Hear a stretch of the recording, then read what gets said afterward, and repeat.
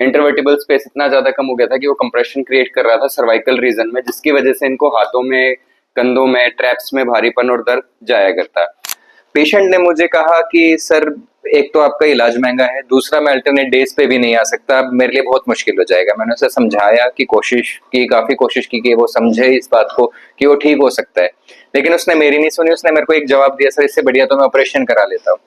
तो उसने cervical region में सर्जरी करवाई, और सर्जरी करवाने के बाद जो उसका नतीजा निकला वो अभी आप आगे वीडियो में देखोगे।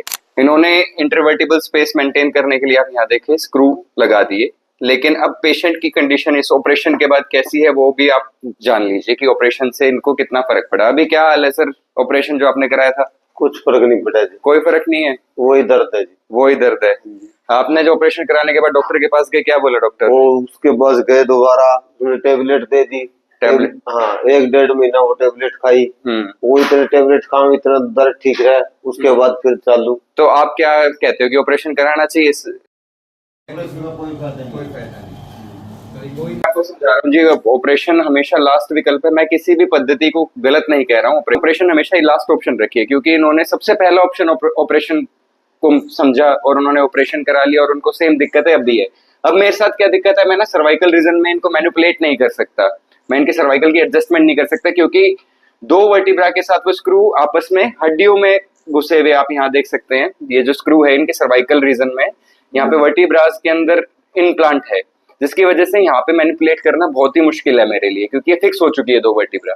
तो अभी देखते हैं इनको कितना आराम आएगा। पूरी कोशिश रहेगी कि जो अभी फिलहाल कंडीशन है इससे काफी बेटर हो सके।